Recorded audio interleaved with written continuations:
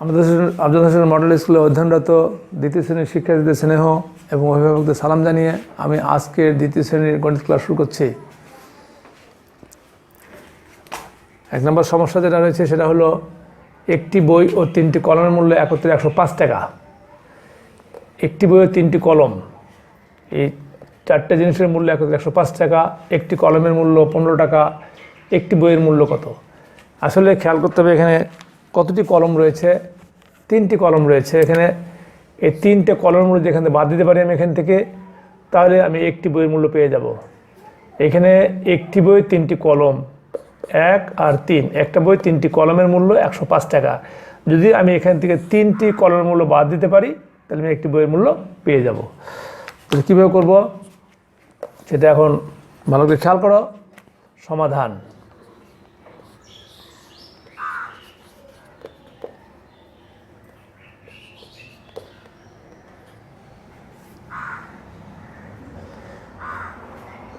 আমি এটাকে এভাবে লিখতে পারি, আমি 1 দিয়েও লিখতে পারি, আবার এভাবে কথা দিয়েও লিখতে পারি। একটি বই ও 3টি এখানে সংখ্যায় লেখা রয়েছে, 3টি কলমের মূল্য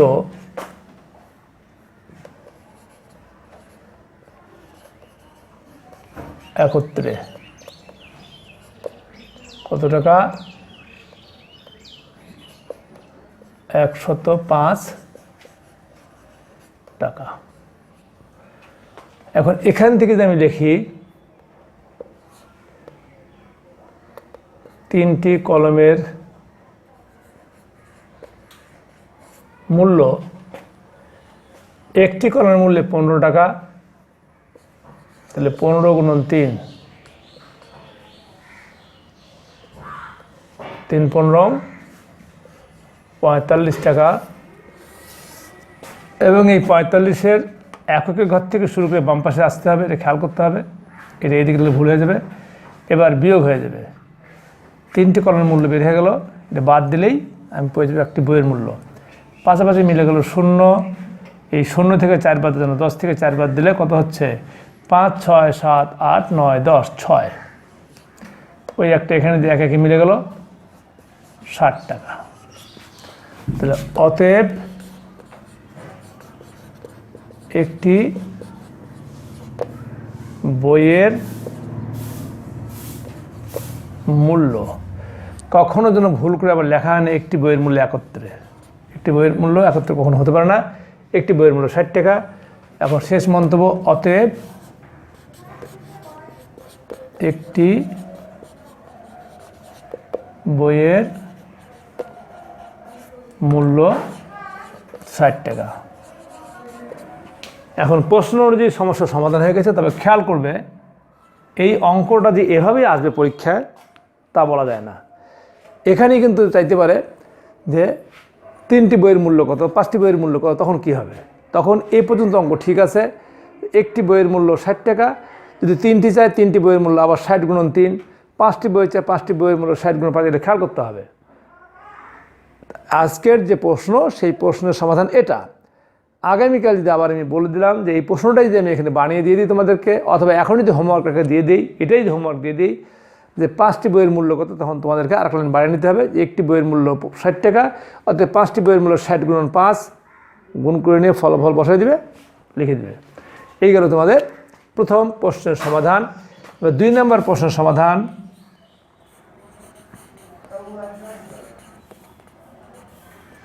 2 নম্বর প্রশ্ন বলছে 83টি আম ছিল, রেজা এর থেকে 6টি আম, রেজা এর থেকে 6টি আম নিল এবং বাকি আম তার 7 জন বন্ধুকে সমানভাবে ভাগ করে দিল। তার প্রত্যেক বন্ধু কয়টি করে আম পেল? তাহলে মূল কথাটা হচ্ছে, মূল কাজটা হচ্ছে, প্রথমে যে আম ছিল সেখান থেকে কিছু আম সরাই ফেললো, 6টা আম সরাই ফেললো, তার মানে 6 বাদ দিয়ে দিল। বাদ দেওয়ার পর যা থাকলো সেটাকে সে কী করলো? 7 জনের মাঝে ভাগ করে দিল। এই হলো কাজটা। তাহলে আমরা কী করবো? প্রথম কাজটা করবো বিয়োগ, তারপর করব ভাগ। আমরা যদি ভাষা দিয়েও লিখতে পারি, শেষের ভাগটুকু আমরা ভাষায় লিখব না, মন্তব্য লিখবো। আর প্রথম লাইনটা আমি ভাষায় লিখতে পারি যে রেজার আম ছিল, রেজার আম ছিল, একটু জায়গা রেখে দিলাম কারণ পরের লাইন একটু বড় হতে পারে, এই জন্য জায়গা রেখে, যেহেতু আমার অনেক জায়গা ডান পাশে আছে খাতায় থাকবে, সঙ্গতি করে একটু জায়গা রেখে দিলাম। রেজা এর থেকে 6টি আম সরে গেল, আমরা লিখব রেজা আম নিল। রেজার আম ছিল এতটি, রেজা এর থেকে 6টি আম নিল, মানে রেজা আম নিল।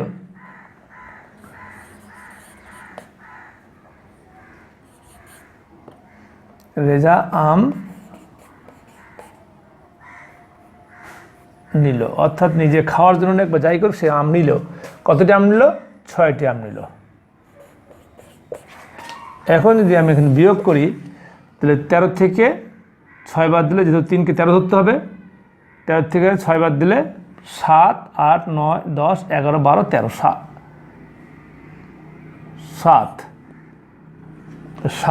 8, 9, 10, 11, 12, 13, 7 নামলো। 13 থেকে 6 বাদ দিলে 7, এই একটা এখানে দিয়ে এখানে হলো 1, 8 থেকে 1 বাদ দিলে 7।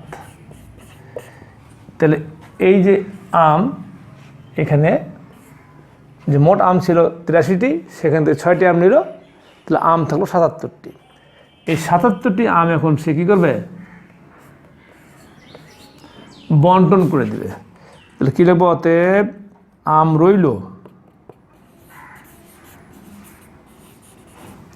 আম রইল 77টি।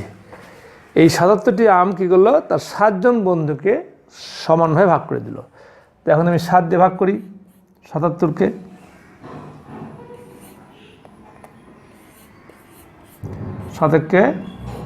7 7, 7, 7।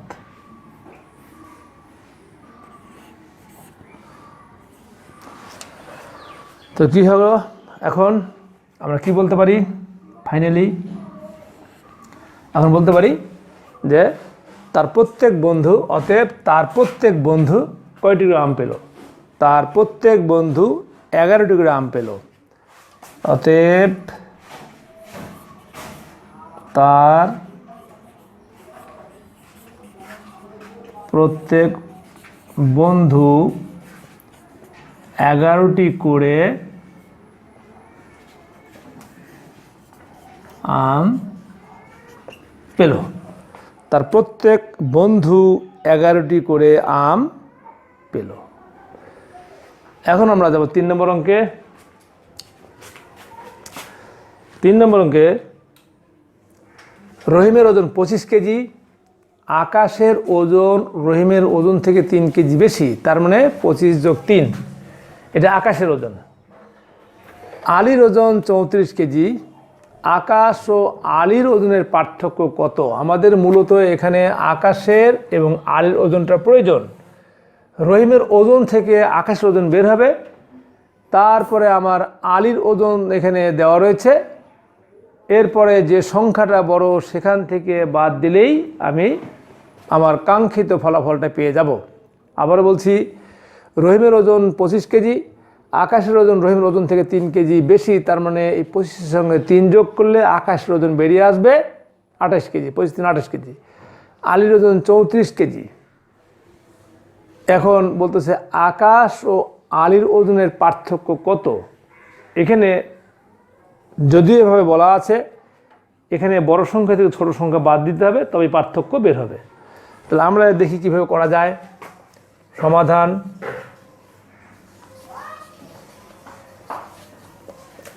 এখানে রহিমের ওজনটা লেখার প্রয়োজন নেই, আমি লিখে নিচ্ছি প্রথমেই আকাশের ওজন, কিন্তু রহিমের ওজন প্রয়োজন আছে, লেখার প্রয়োজন নেই, আলাদাভাবে লাইন করে, কিন্তু অঙ্কের খাতিরে লেখার।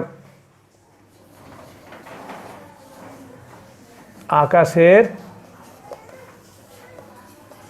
ওজন কত হবে? 25-এর সঙ্গে 3 যোগ করতে হবে, তাহলে 25, 3 কত হচ্ছে? 28।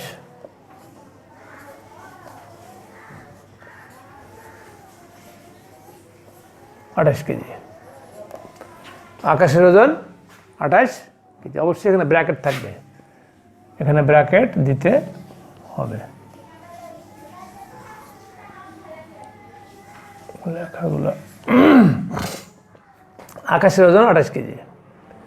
আলির ওজন কত?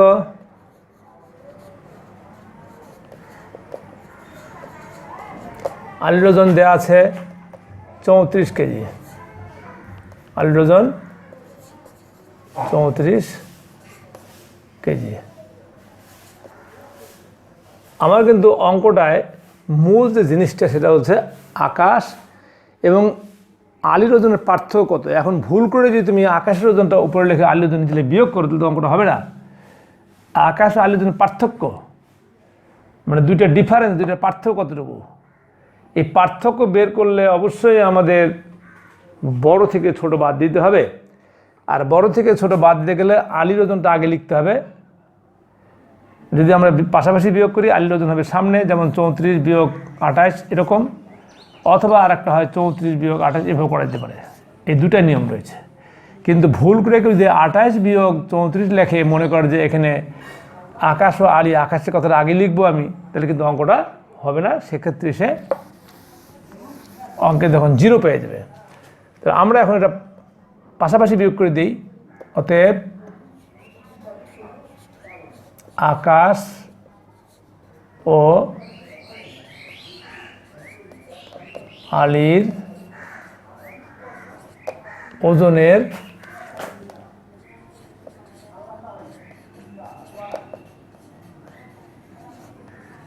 পার্থক্য। 34টা অবশ্যই আগে লিখতে হবে, এর আগে বললাম একটু আগে।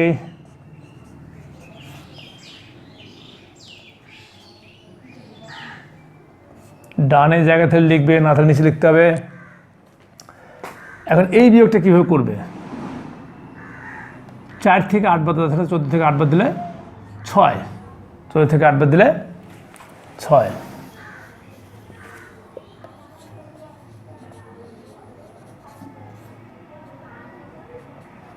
14 থেকে 8 বাদ দিলে 6, ওই একটা এখানে 3 হলো, 3 3 মিলে গেল, তাহলে 6 কেজি। এটাই কিন্তু আমাদের ফলাফল, 6 কেজি, 6 কেজি। অতএব আকাশ ও আলির ওজনের পার্থক্য 6 কেজি। তার মানে একজনের ওজন 6 কেজি বেশি, আর একজনের ওজন 6 কেজি কম। এটা বোঝাচ্ছে। এই হলো এই অঙ্ক। এরপরে 4 নম্বরটা, একটি শ্রেণীতে 10টি বেঞ্চ আছে, 6টি বেঞ্চের প্রতিটিতে 4 জন করে এবং বাকি 4টি বেঞ্চের প্রতিটিতে 5 জন করে। তাহলে 6টা বেঞ্চে 4 জন করে, এই 6 এবং 4 24, বাকি 4টি বেঞ্চ থাকে 6 ছেড়ে 10টা বেঞ্চের মধ্যে, 4টি বেঞ্চে 5 জন করে, 4 5 20। এই মোট শিক্ষার্থী ওই শ্রেণীতে বসতে পারে। শেষ কথা বলছে 10টি বেঞ্চে মোট কতজন বসতে পারে। মূলত এটা কী হবে? গুণ গুণ যোগ, গুণ গুণ যোগ। এই 6-এর সঙ্গে 4 গুণ করতে হবে, আর এই 4-এর সঙ্গে 5 গুণ করতে হবে। করার পর যে ফলাফল সেটা আমরা যোগ করে আনলেই আমরা মূলত এই 6টা বেঞ্চ আর এই 4টে বেঞ্চ, 10টা বেঞ্চের শিক্ষার্থীর সংখ্যা পেয়ে যাব। তাহলে আমরা এখন সমাধানটা করে দিই।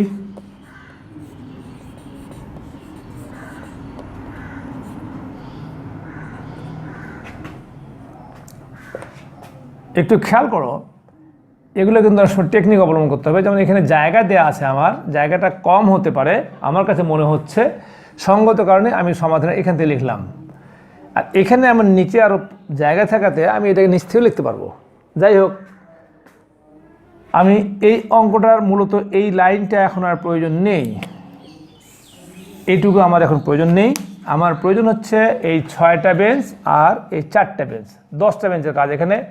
তাহলে আমি লিখি 6টি বেঞ্চে বসতে পারে, অবশ্যই শিক্ষার্থী, তা লিখলাম না, তা লেখাও যায় 6টি বেঞ্চে শিক্ষার্থী বসতে পারে বা 6টি বেঞ্চে বসতে পারে। একটি বেঞ্চে বসতে পারে 4 জন করে, 6টি বেঞ্চে বসতে পারে এই 4 গুণন 6 সমান 24 জন। আমরা যদি এটি লিখতাম একটি বেঞ্চে বসতে পারে, খেয়াল করো এখানে একটি বেঞ্চে বসতে পারে তখন 4 জন, তখন হবে 4 জন। তাহলে 6টি বেঞ্চে যখন আমি এখানে করে দেবো তখন কী হবে, তখন হবে 4 গুণন 6। এখানে যদি জন লেখে এভাবে লেখে তাও সমস্যা নেই, জায়গা কম হলে যদি 4 গুণন 6 লেখে তাও অসুবিধা নেই। তো 4 6 24 জন, 4 6 24 জন। এরপরে থাকলো আমাদের আর 4টি বেঞ্চ, এই যে বাকি 4টি বেঞ্চ। এখন 4টি বেঞ্চে বসতে পারে, এই 4টে বেঞ্চের প্রতিটিতে বসে 5 জন করে, এই জন্য লিখলাম 5 জন। একটা বেঞ্চে 5 জন, 4টে বেঞ্চে 5 গুণন 4 সমান 20 জন। তাহলে কিন্তু আমার মূলত এখন কি হলো, এই 6 আর 10টা বেঞ্চের কাজ আমার হয়ে গেল। এবং প্রথম প্রশ্নটাতে বলা আছে 10টি বেঞ্চ আছে একটা শ্রেণীতে, সেই বেঞ্চগুলো 2 কোয়ালিটির, কোনো বেঞ্চ সাইজে বড়, কোনো বেঞ্চ সাইজে ছোট। 6টি বেঞ্চে 4 জন করে বসে, মানে এগুলো সাইজে ছোট বেঞ্চ, আর 4টি বেঞ্চে 5 জন করে বসে, তার মানে এই বেঞ্চগুলো একটু বড় সাইজের বেঞ্চ। যাই হোক, এখন আমি যোগ করে দিই, এটা যোগ চিহ্ন ব্যবহার করলাম, 4 আর 0 যোগ করে 4, 2 আর 2 4, 44 জন। অতএব আমরা কি বলতে পারি, সর্বশেষ কি বলা রয়েছে, 10টি বেঞ্চে মোট কতজন বসতে পারে, অথবা ওই শ্রেণীতে কতজন বসতে পারে, যদি এরকম থাকে তাও থাকতে পারতো। আমরা লিখে দিই, অতএব 10টি বেঞ্চে বসতে পারে 44 জন, 10টি বেঞ্চে বসতে পারে 44 জন। অতএব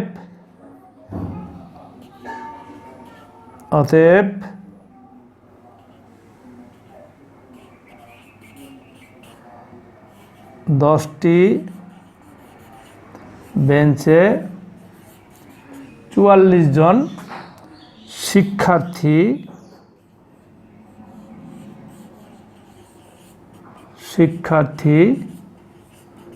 বসতে পারে।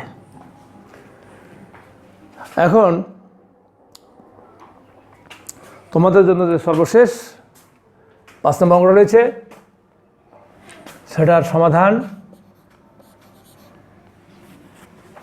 5 নম্বর প্রশ্নটা,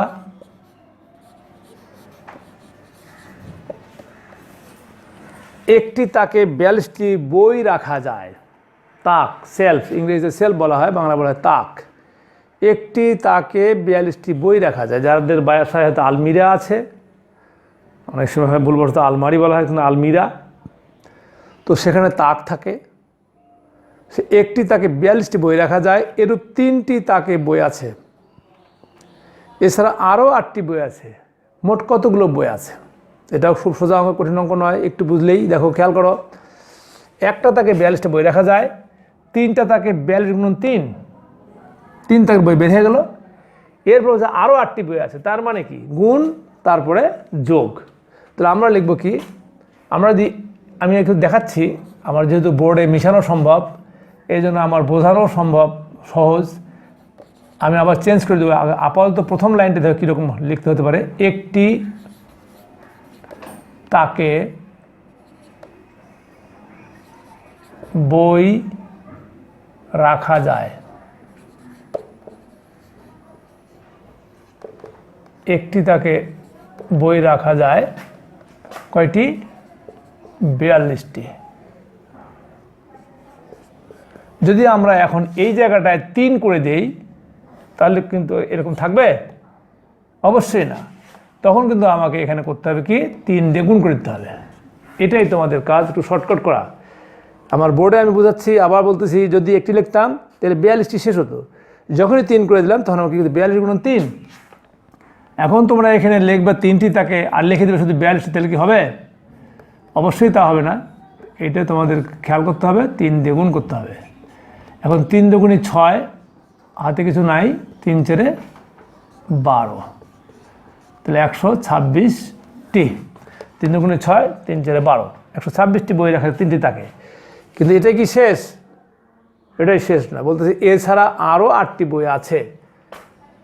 আমি কি লিখব? এছাড়া বই আছে বা এছাড়া আরও বই আছে। ও এছাড়া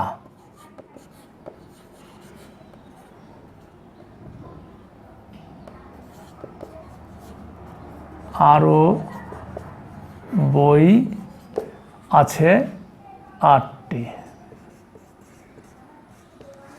তাহলে এখন কী করব? যোগ। তাহলে মোট বের হবে। এই যোগ করতে গিয়ে 8 আর 6 ভালো করে লিখবা। 8 6 কত হচ্ছে? 8-এর পরে 6 যোগ করলে হাতে 6 উঠে নেই, 9 10 11 12 13 14 এরকম। 8-এর পরে যদি 6 যোগ করি 1 2 3 4 5 6, 8-এর পরে এভাবে 9 10 11 12 13 14। তাহলে 14-র 4 হাতে থাকে 1, এই 2 আর 1 3, হাতে কিছু নাই, 1-এর 1, 134টি। অতএব কি লিখতে পারি? মোট কতগুলো বই আছে? মোট বই আছে, মোট বই আছে 134টি। অতএব